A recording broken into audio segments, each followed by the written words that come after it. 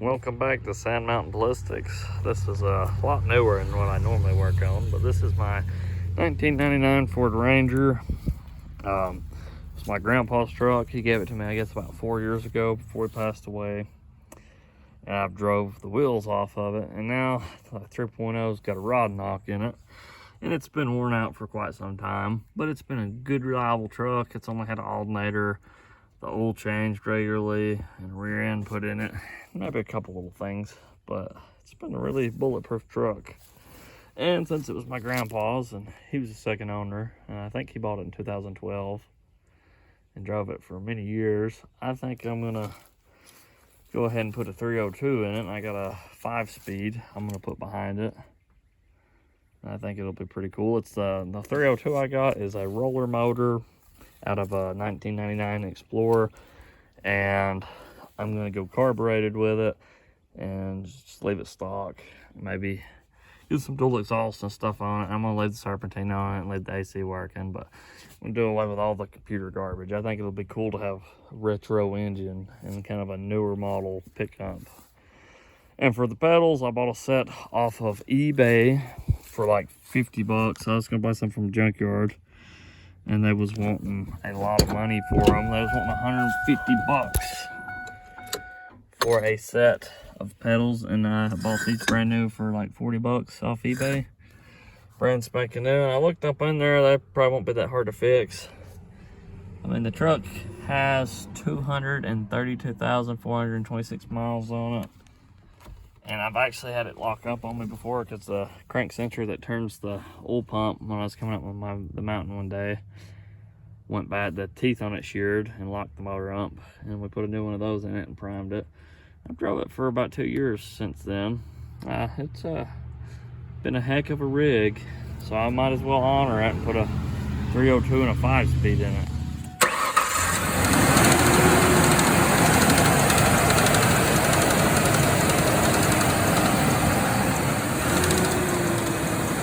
This is my 1999 Ford 302. I'm going to be putting in my Ranger. They got a lot of stuff to clean up, like some retard cut the harness and stuff when they took it out.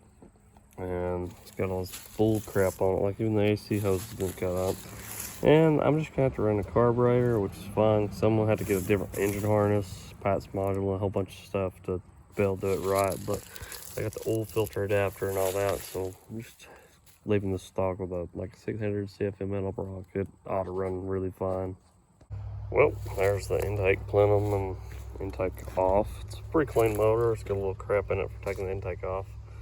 I'm gonna dump all that out of there and vacuum it out. But all that garbage, man, like this harness and all that stuff, it's worthless garbage. I don't know why they had to put all this on the 302. All right, well, get the intake stuff off.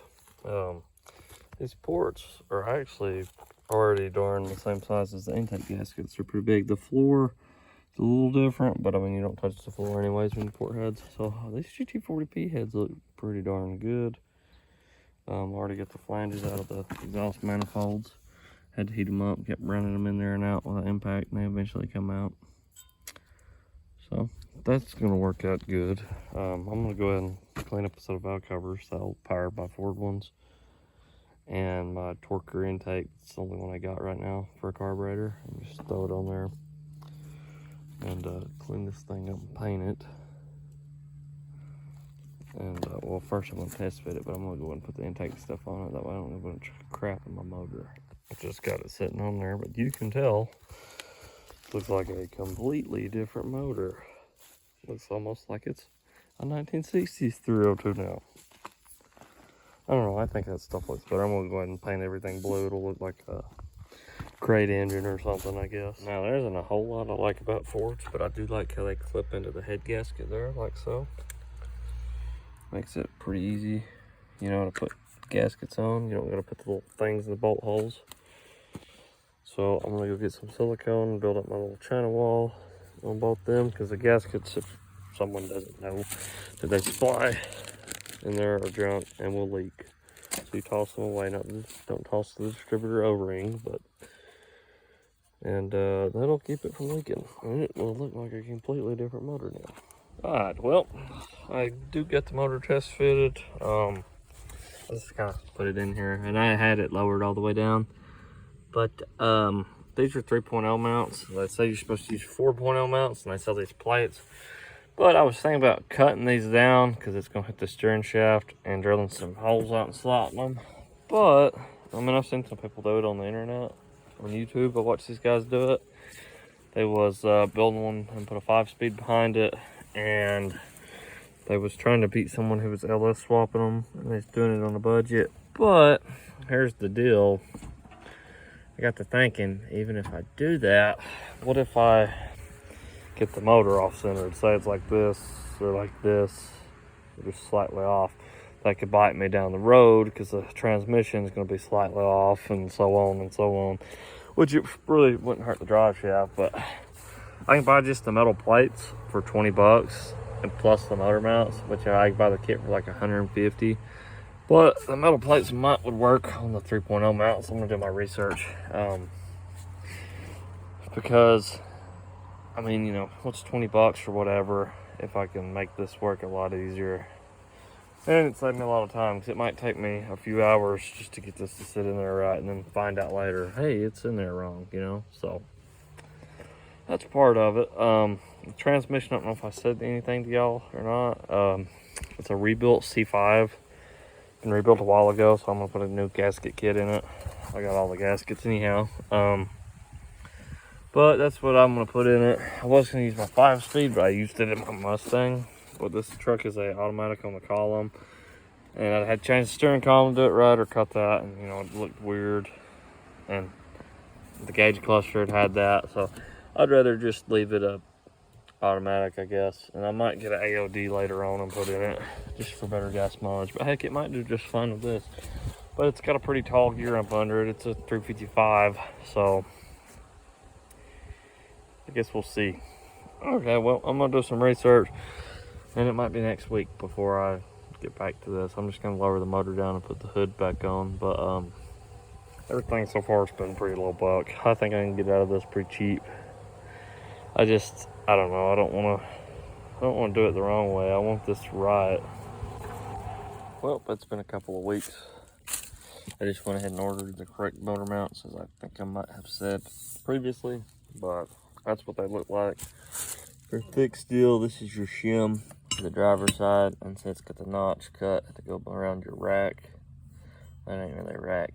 I forget what you call that, but anyways, that's what that cut's for, so I don't hit the steering shaft and all that. It's pretty darn thick, but I did spend a little extra money and buy the Rick's Rangers one, because I bought some for 20 bucks, and the guy after a week never shipped them, so I just canceled my order. Ordered these, and they got here in a week's time. So, and it comes with the bolts, because you're gonna need longer bolts for them anyways, which is not a big deal. But I'm gonna take me a trip to Tractor Supply or somewhere too, though. Well, the new motor mount purchase are on both sides. See, this is supposed to clear that right there. I'm gonna drop it back in, test fit it, because I want to paint the motor and stuff, but I wanted to make sure while I was at it that it's gonna fit. And these have a lot of adjustment in them. I just pushed them all the way back, so we'll see how that fits. It might line up perfect. I don't know. I left them kind of loose so I could slot the motor back and forth, but as you can see, I'm on the motor mount studs over here. On this side, I like right there where my finger is where the stud is, so about, I don't know, half an inch. But I've been playing around with it, and I've kind of left them loose where I can move it around. Still can't get it right. Okay, well, a little bit of research and talking to one dude, found out why the driver's side wouldn't want to line up right. So you look in here and see it now. See how that motor mount sitting up a little higher? You got this block here, and see, it's like it needed to come over a half inch, the motor mount, for it to fit, and it would not fit for the love of God. So turns out you got to take that block out. What I was told, to take that block out, you have to get up under there with the wheel off and take the shock loose and take the spring out, and it gets you right up to where the bolts are. I'm gonna do a little bit more research, because if I can just take a cutting torch and cut that off, knock the bolts out, and somehow get my hands in there or something in there like a wrench and tighten that motor mount back out, because I'm pretty sure that you just cut the little tit off the bottom of the motor mount and set it in there and bolt it up. And if that's so, and I don't need this block, I'm gonna try and torch it out, because that's a good couple hours work getting that out and putting it back together. Because I mean, you can't hardly use a spring compressor on this stuff. Let's see if I can get y'all in here. So you got your spring and everything, but right up over there is the motor mount. You can see you got to go through the frame right through there. So that makes things a little fun. They say you only have to do this on the 1999 and I think the 2000 Rangers. Maybe some of the other ones you have to do it, but I don't know. This is my first time doing a V8 swap on one. Well, got the sway bar end link loose, took the nut off there. I also got the shock out, which is actually surprisingly still good. Turns nice. I thought I was gonna have trouble getting it off. I ended up getting the top off, just had to hold it, because normally I have to break it. I just took the crescent wrench, held that while I backed the nut off with a wrench, but I was able to get it off. The only thing I don't like about these Rangers, and I guess it's probably any 90s model, early 2000s vehicle, is like this bolt right here, 9/16 head, the bottom nut on it was a 13 millimeter. I mean, it's weird. But now what I'm gonna do, since I got all that loose, and you gotta do this to get the motor mount out, I guess there's no other way. Well, I mean, you can get the motor mount out, but I gotta take the plate out from under the motor mount. So you gotta take this loose here on your spindle and pry it down. And you got this big old spring in here, which I'm gonna put the floor jack up under it and just kind of do it nice and easy, because well, them things are dangerous. I like to take a hammer, hit on the side of it right there. That way you don't mess up your ball joint. A lot of people use a pickle fork. That don't really work all that good. I mean, I just hit it once and it comes down that way. Might have to hit on it a little bit more, or pry this out of the center. It's a little bit different style than what I'm used to, but it ain't that bad. I got the jack keeping a little pressure up under it, because I mean, you know, you got this freaking monster right here in there. I got that apart after a little bit of fighting, and you get that huge freaking spring out right there. This is the bolt for the motor mount, and I believe it's something metric, because yeah, I'm gonna have to find a socket for that. I'm not too happy about that, but I mean, really, it's kind of cool, but I don't want to have to take my truck this far apart just to change a motor mount. Well, I took the 18 millimeter nut loose and got the whole block out. Now I got to take that one out, so I'm going to reuse this motor mount. This guy kept saying, oh, you need to buy new motor mounts. Oh, you need to buy new motor mounts. Well, I went to the parts store, ordered some. He says they're different for a 3.0, right? Go to the parts store, had some ordered, come in. They're the exact same as this. I even had them looking up in their computer.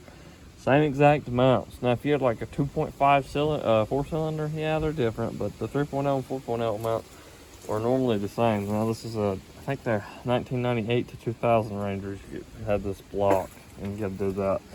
But I mean, as long as your studs are straight like this, you got the right motor mounts. Because I mean, here, I'll show y'all. It just sits right up in here. Like that. So my problem before, as I showed y'all, like the motor mount was over here, that's because the block's so high. And the starter was still sitting up real high too, so that's what the issue was, the starter block. But the nut is 18 millimeter, and this should be an 18 millimeter too. So I'm gonna have to find a wrench. I got the motor mount separated from the block, that little block there.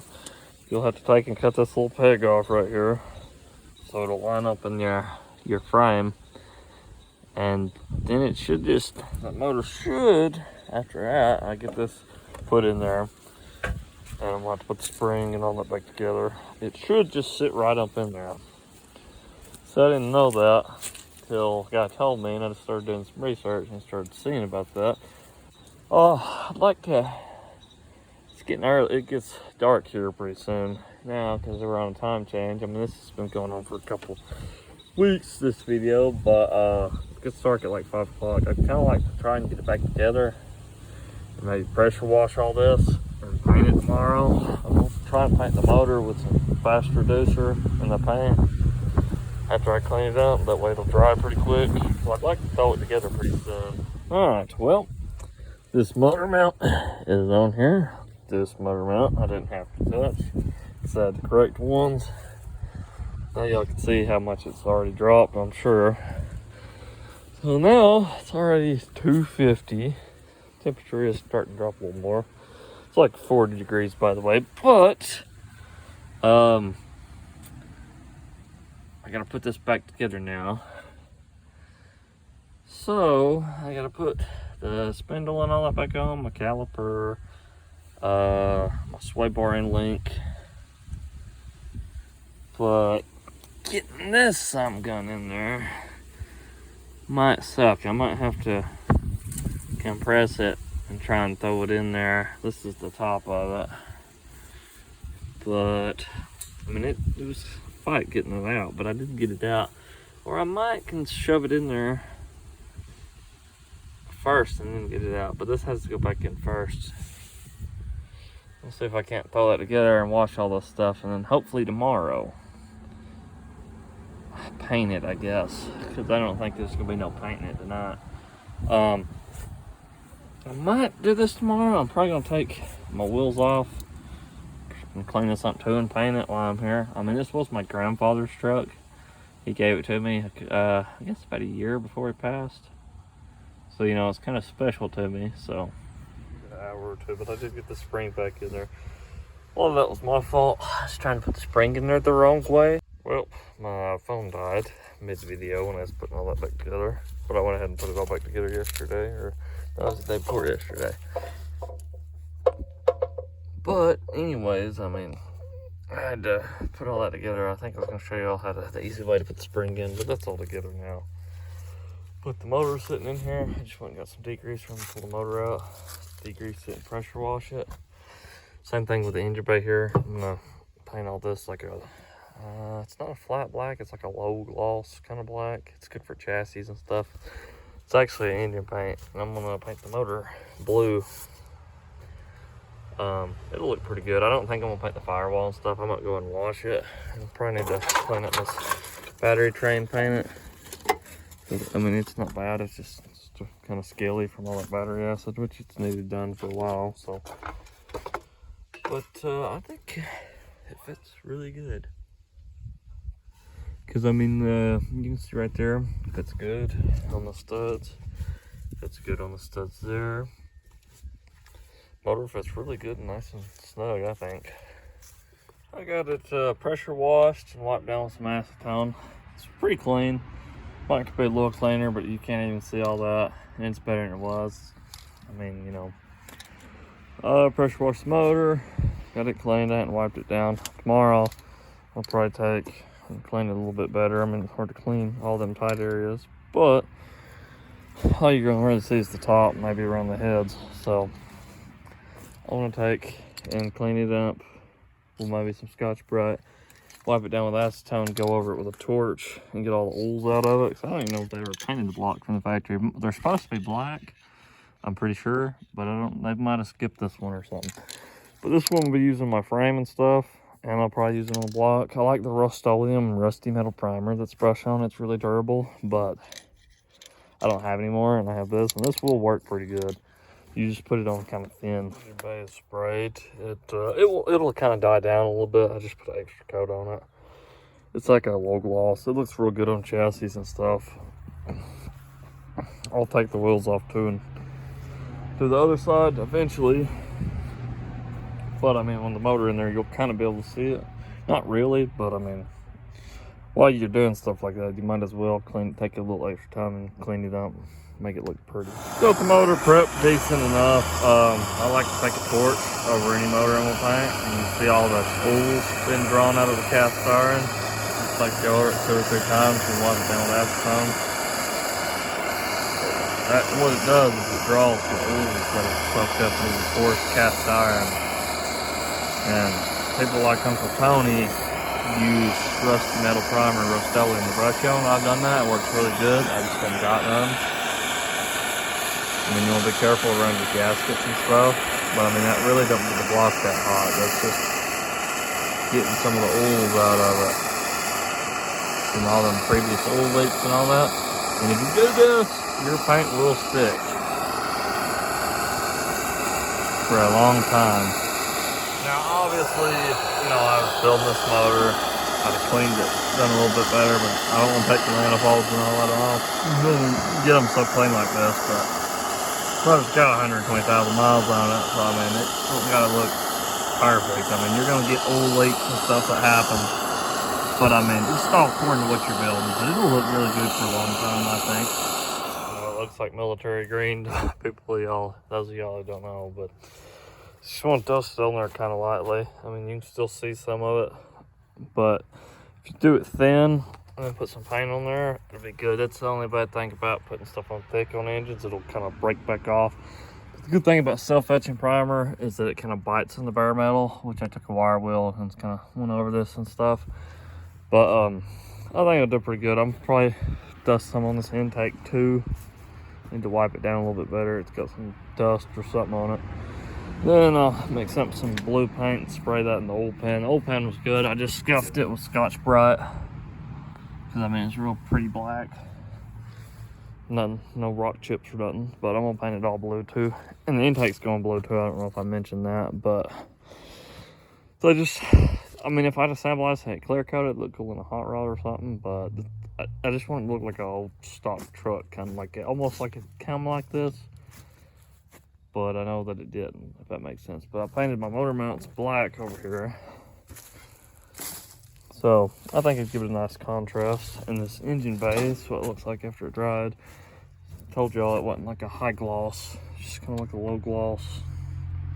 I think it'll look pretty good though.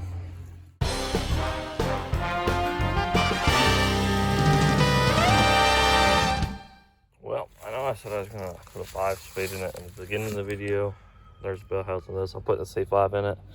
So I ended up using my 5-speed in my Mustang, and I might buy another one and put in it later. But it's an automatic truck, so it will be easier to go back like this. And this has been rebuilt before. It just needs some. I'm gonna go ahead and put some gaskets in it because it's been sitting a while.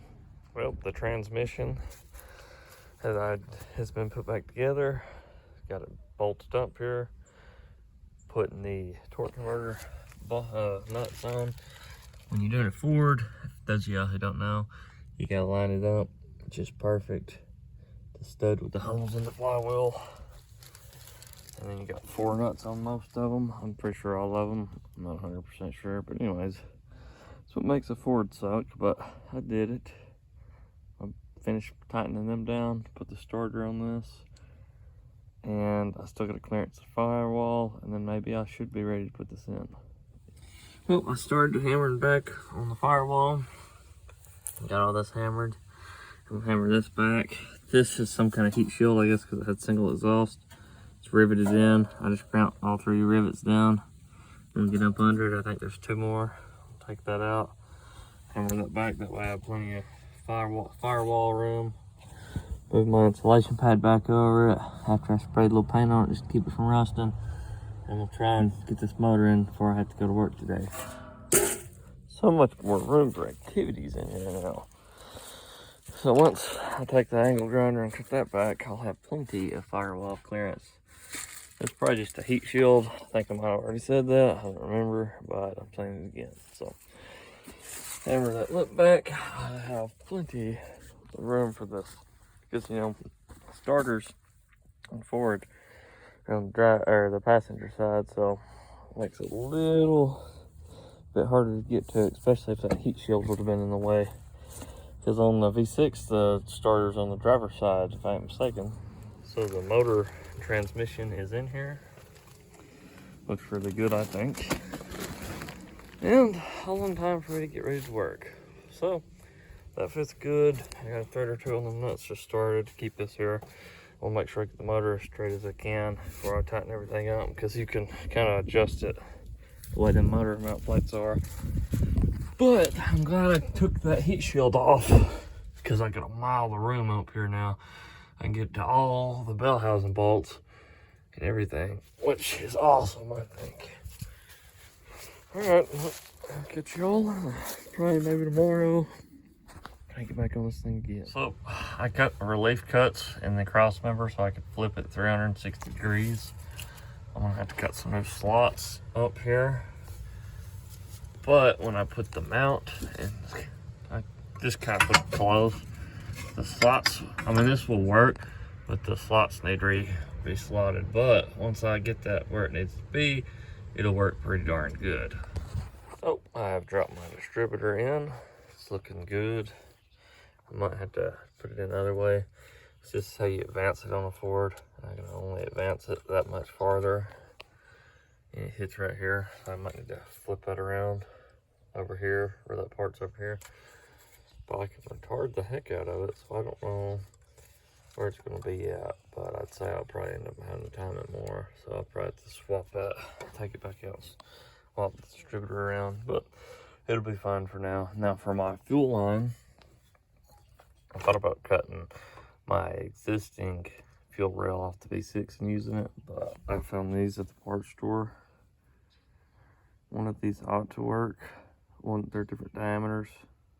I will see which one works, but I got a fuel pressure regulator. I'm gonna click that in there. It's got 5/16 barb. I'll run it to this, which the inlet is 5/16, and then that one has 3/8 barb already on it, so that'll work out perfect. I'll just go 3/8 to the carburetor. So I'm gonna figure out which one of those works, and I gotta figure out somewhere to mount this fuel pressure regulator. Same thing with my starter solenoid, because I put an old style starter on it with the external solenoid, and I gotta mount my coil somewhere. The cross member is pretty much done. I gotta cut some slits in it, but it's fitting really good. I'm using the factory AC hose off of my 3.0 that come out of that Ranger.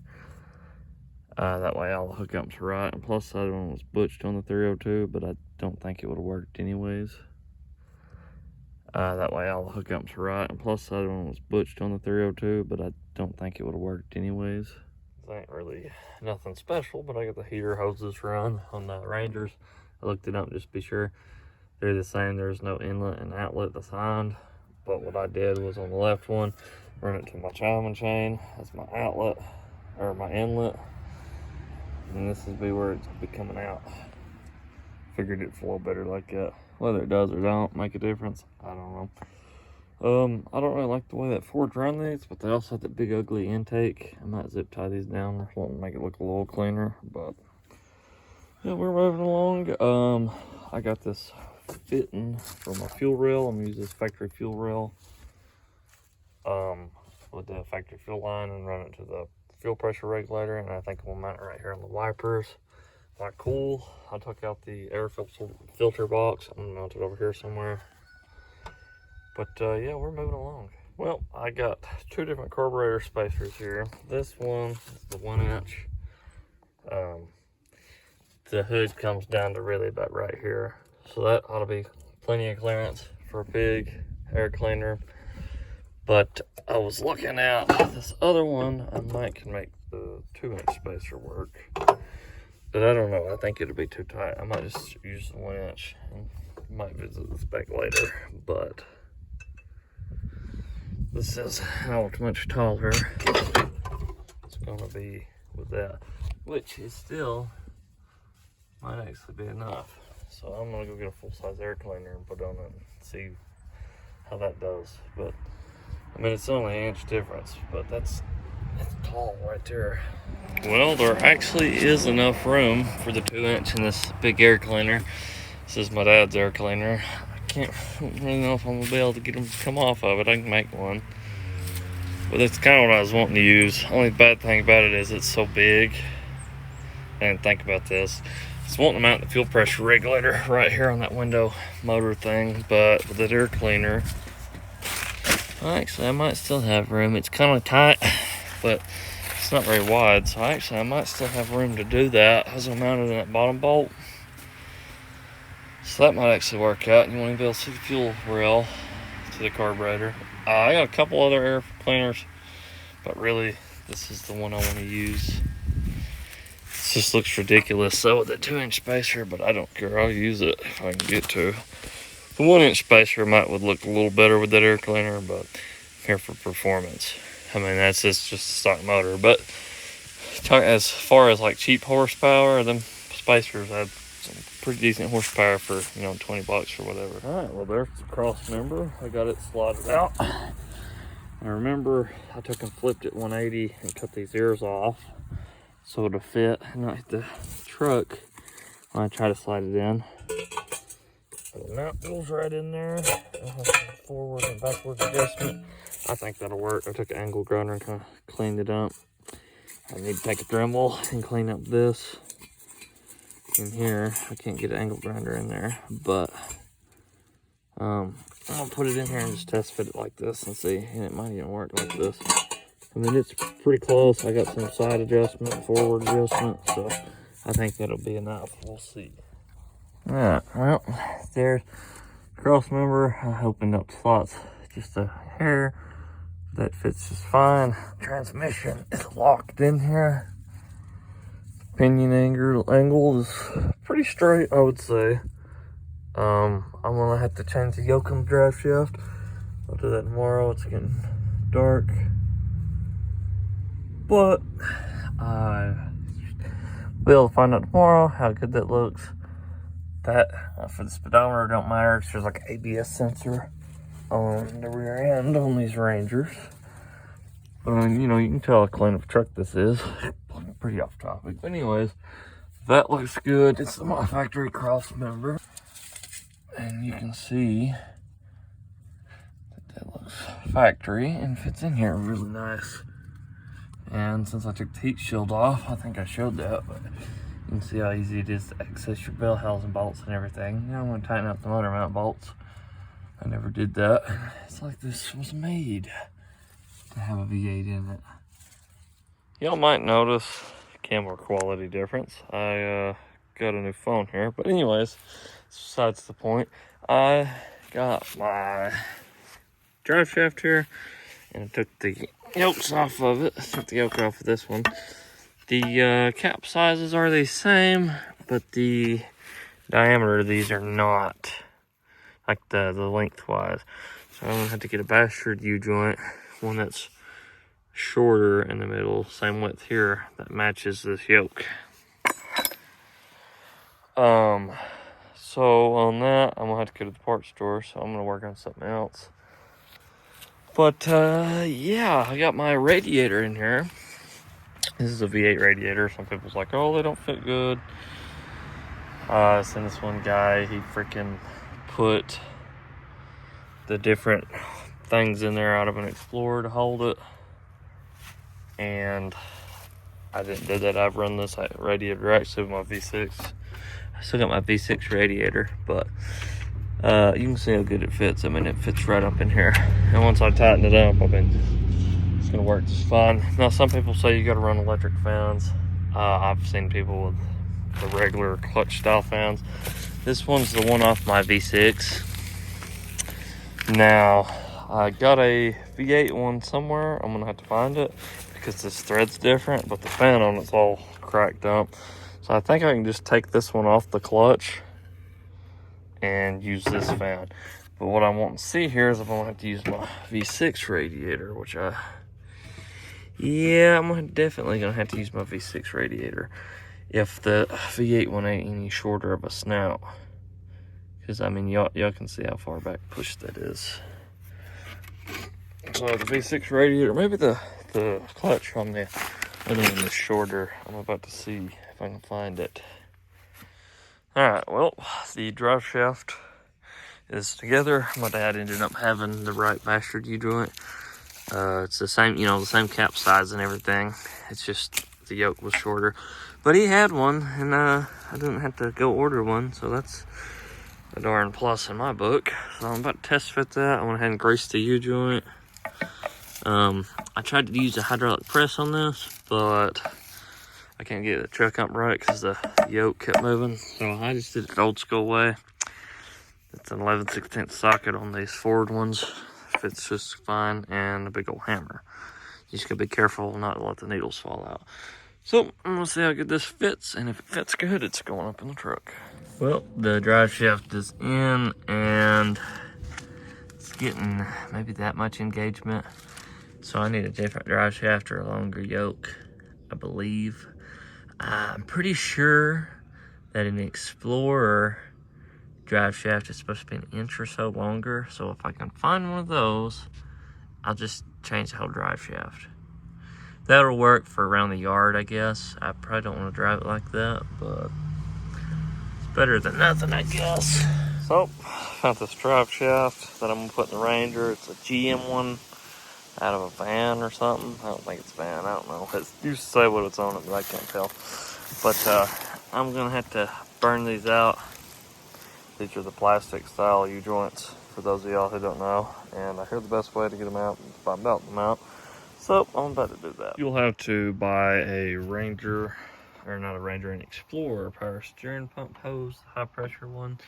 I mean, you can see how short this is. And it runs down to the steering box. I mean, that's still good. I'll keep that, but no good for this no more because it won't reach this big old power steering pump on this one. But you can see how much longer it is. It goes right down there on the steering box. And I'm also running a new low pressure one. See, that's your low pressure. The Ranger one that on it from the factory, it's still on there, surprisingly. I mean, it just has to be a couple inches longer than that. But it goes right there, and that's where your, up there in that steering box is where your high pressure hose goes to. Well, I'm getting closer. I got the radiator sitting in here. I gotta round up a few bolts for that. I got my fuel pressure regulator and all that mounted to the carburetor. I just took the factory fuel rail off the V6. It was like on the intake and stuff, and I unhooked it, took it off. I took a pipe cutter and cut that, and tried to flare this. I got a better flaring tool that I'll probably flare down, but I'm just gonna push this hose on there and double clamp it, but that's gonna work. And on the throttle cable, I took the factory bracket off the V6 and flipped it around this way because it'll work, and put it on my carburetor bolt. And this is a torquer intake, so it's a little like that, but it really doesn't matter. I mean, you can see it's at an angle anyhow. But I took, and I didn't even cut this cable. The cable had been cut on the V8, and this is what the end looks like. But I took the little plastic end and slipped it off and put it in here, the little metal part from this cable in there, and zip tied it on here, and now it works good from the truck.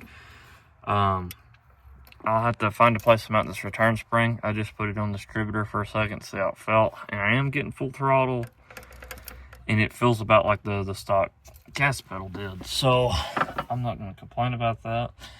I think that'll work really good, actually. For it to have been zip tied. I mean, I thought about taking, if this didn't work, I was going to take a angle grinder and cut in there and fit the cable down in there and get that little metal piece right there and lock it in there. Here, I'll show y'all how it goes. It's supposed to go. I was going to lock it down in there.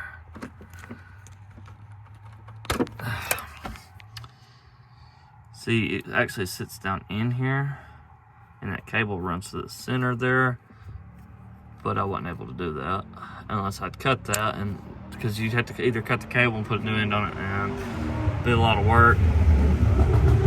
It might not work, and you might screw something up, but this will work. But if you just want to do that, you could cut it and lay it in there and then take some JB weld or something, or if you had a plastic welder, and take and weld that back up. And I would say that that would work just fine. But the cable works just fine. The fan, people say, oh, the fan's too long. The V6 fan is, and it's a different thread. But this fan will work with the factory shroud and all that. But this fan is all beat up, and I don't want to risk messing up the radiator. So I got on Amazon and found a new fan. I mean, you see how it's cracked. This thing is brittle. And I accidentally barely dropped it earlier and had chunks fall off of it. But the clutch itself feels like it's good. These are expensive everywhere, but I was able to find one on Amazon for 50 bucks. 50 bucks free shipping, so I'm gonna order that and put that on there. I gotta find the metric bolts for the V8 radiator. I mean, it fits in here pretty easy. You get the 2 top bolts, and it sits on them 2 pedestals, and then your shroud bolts right through there. And I'm still gonna have to run my transmission lines with this transmission cooler deal here. It's up under there, you can't see it. It's factory cooler to this truck. But I'm getting closer, and I got the wiring off that other motor, and I'm gonna cut and splice what I need. I need to go get some heat shrink. And I still gotta do the firing order and stuff. But once I get it wired up, I'm gonna make sure this is on top dead center and lines up with number 1 while it's on there. But I'm getting closer. I'm really close. I'm gonna have to figure out the column shifter linkage. It's got a cable too. I can just do something like that because I got a bracket off like a 91 T-Bird, and that come close. I mean, it just needs to cut down or something. I just looked up on this one because I was able to flip it. I need to make sure I go ahead and tighten it down all the way. That way it don't move none, and I think it just moves some. But that's gonna work out good, I think. I had to go to the parts store, and I bought some 18mm bolts because I'd lost mine for the radiator. They take a different bolt than the what your hood takes. This is what they take. I just took the clip down there. But anyways, I forget why I bought these. I bought these for something. Oh, the fan shroud. Fan shroud takes that size, so I bought some more of them. But there's what I bought. Let's see if I can find the part number if anyone actually needs them. Maybe that'll have y'all what y'all need. Maybe, I don't know. This one is what I bought for the fan shroud, and that one is for what I put the radiator in with. And I also bought me one of these for the C5 transmission. I'm gonna use the factory transmission lines. I'm just gonna put these barbs in, and I bought some hose. I'm gonna take that hose and just run them to the factory transmission lines because they're awful close. All right, my transmission lines here are around. I run them to the factory lines, like I said, and the 2 barb fittings on the transmission. That way, if I ever was to go back with a State Ranger transmission or something, it'll bolt right up. But that's done. Still gotta figure out my gear shifter selector. That's the bracket I was talking about. Waiting on a fan, but I'm pretty darn close. Well, started on some wiring on this. So I had some help from my dad. Mounted the solenoid right there, and run it to my starter. So this is the older style starter. I got my plug in the exhaust manifold. Found out that the thread, it's a 22mm, and you want about a 1.5 tall bolt. This is a drain plug I bought from the parts store. It's a Dorman brand. It's like $10, and it comes with a metal seal on it. So it ought to seal. It's got rubber on one side, but I think it'll seal just fine. It looks a lot cleaner. So that's done. I still got my coil and stuff. Now my fan and stuff, I put the new one on, and the motor is at an angle. I'm gonna raise the transmission up and level it out because the fan, when you put this shroud where it needs to be, it's rubbing because of that. So once I do that, that'll level it back out anyhow and help. So that's enough for one day.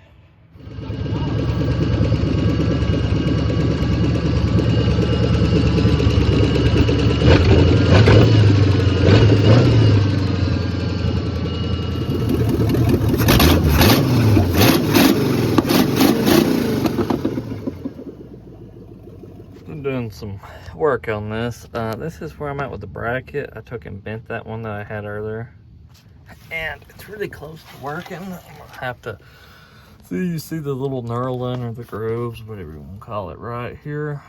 they don't hit right. So this little clip holds it. So this needs to be shortened. So if I cut it like right here, I don't know, I'm taking that much out. That will probably be enough to hold this bracket in place to where this will work, because there's no way to hold this cable right now, and the cable is what's keeping it from going in all the gears. But if you sit here and hold the cable, it does just fine. Now I know the cable's at a little bit of a sharp angle, and this might wear out, but it will work for now until I figure something else out. And heck, I might could raise it and get some of that angle out. Or maybe it needs lowered. That's something I'm gonna have to figure out. I mean, I could just put a floor shifter in it, but I really don't want to. After getting the shift linkage figured out, it was time to take it for a drive.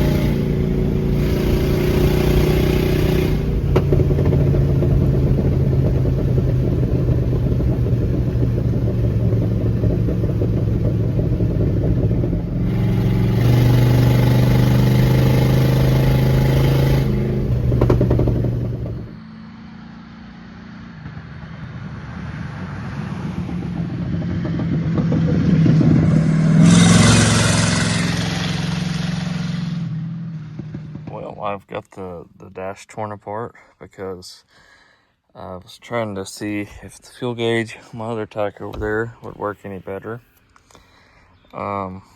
It's not, but I think I have a ground or open circuit somewhere, and it's making it read full because it done that to that other gauge.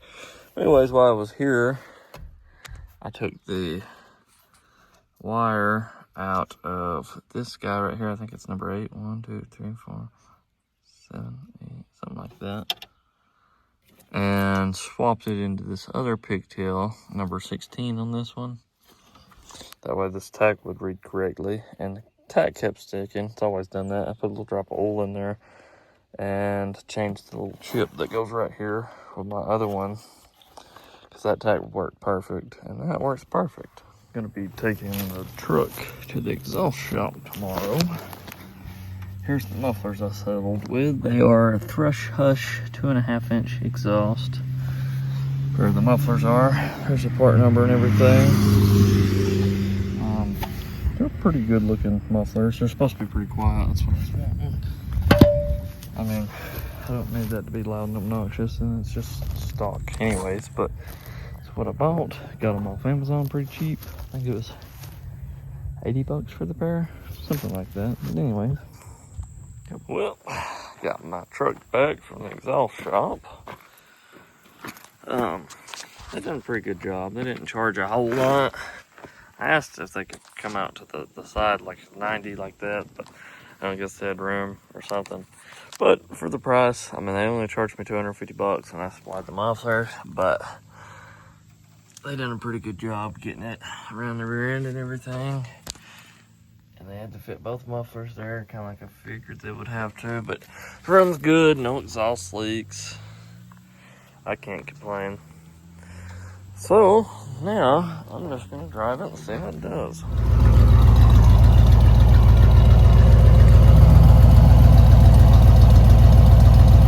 Cold start. The truck was now ready to be put to the test and driven after much hard work and sweat and blood. Actually, literal blood. But anyways, we won't get into that. Bitch, son of a bitch! Whew. Oh, man! Oh, man! 116. 116! I'm going fast again! Woo! Woo! So, I'm just getting off work here. Gonna do a cold start. I'm trying to fuel pump on for a second. give her 1, 2, 3, 4 pumps of fuel. Boom, it's running off the choke. It's on fast idle. Idle it down a second.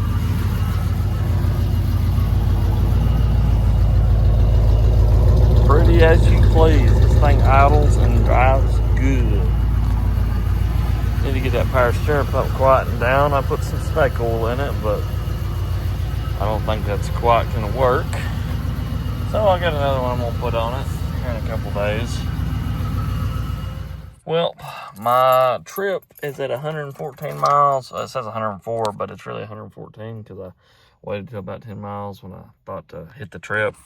But I added it up, and I am getting a little over 15 miles to the gallon, which ain't terrible, I don't guess.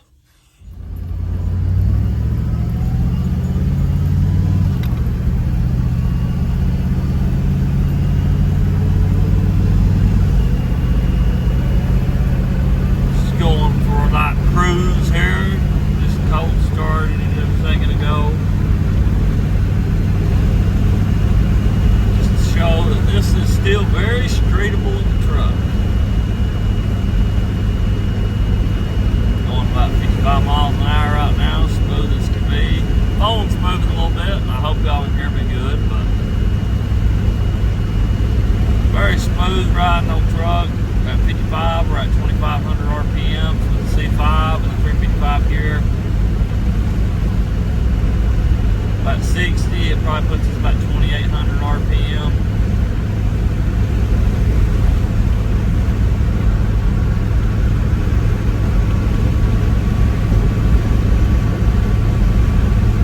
But it runs good. It has good 0 to 60. I haven't even opened the 4 barrels up on it yet. I mean, it just runs and drives good. I haven't even had to. I mean, hadn't had it on the interstate yet or nothing, but it runs well enough where I don't even really need the 4 barrels.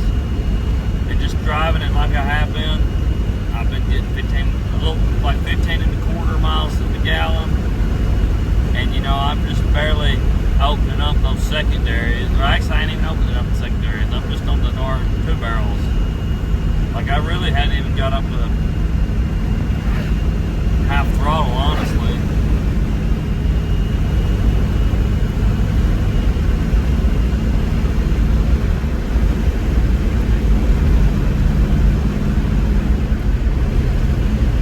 Starting to get a little heat in the engine.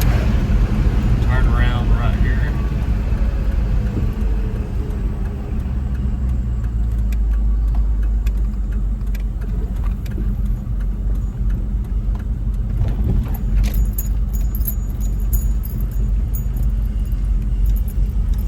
Now, we aren't going to do nothing crazy, but we will show how it does.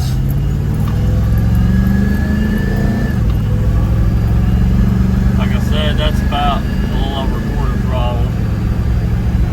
We're already at 60 miles an hour. It just runs and drives like a dream.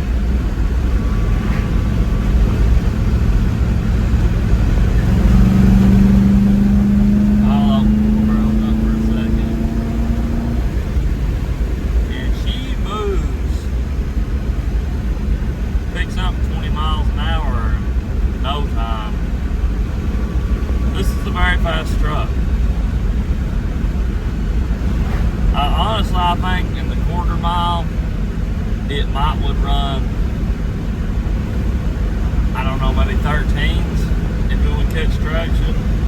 I really need to get some better tires on it. The tires on it are kind of cheaper, harder tires that don't catch traction as well.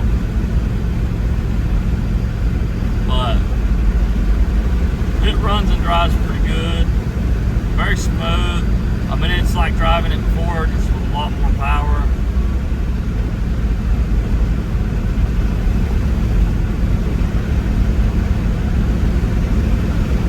I need to get the AC working. I done some research on that, and it runs off the computer.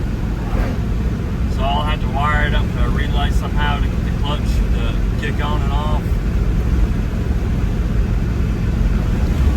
And I still got to figure out the gas gauge, which I think I got to open circuit somewhere.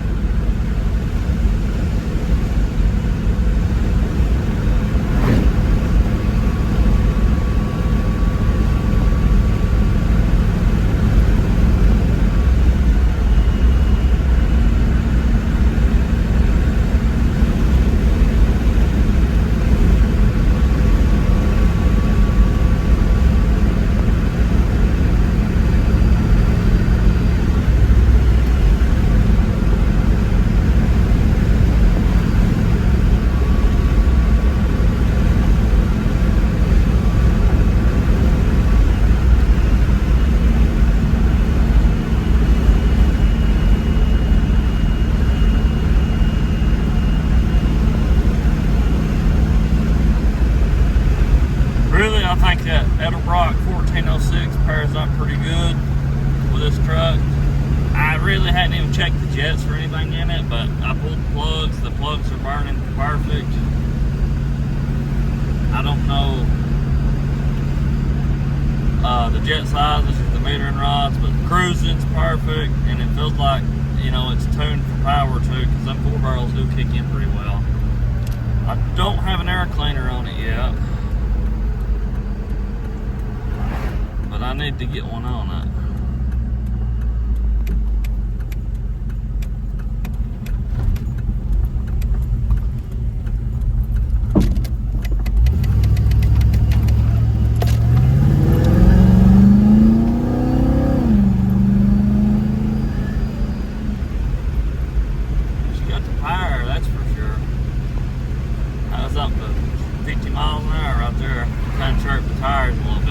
It's nothing crazy, but the power to weight ratio is pretty good.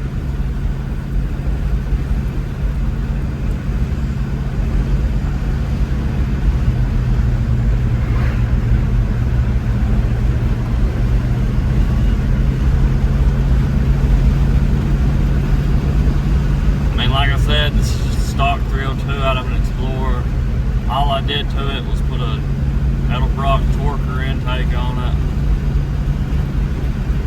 and the 600 siphon carburetor, and really the only thing different is it's got dual exhaust with the thrush hush mufflers, but that ain't really nothing different.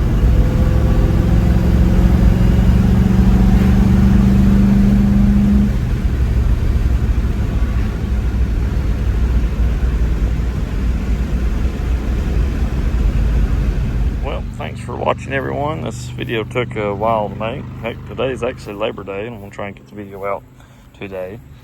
But I appreciate y'all watching. I hope y'all enjoyed this video, and hopefully I'll have some more longer videos on the way if that's what y'all like better.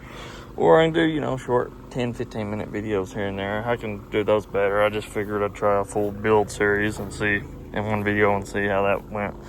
But thank y'all for watching. Don't forget to like and subscribe, and I hope those of y'all who would want to build a Ranger like this has helped y'all in any way, so feel free to reach out with any questions or comments, and y'all have a good one.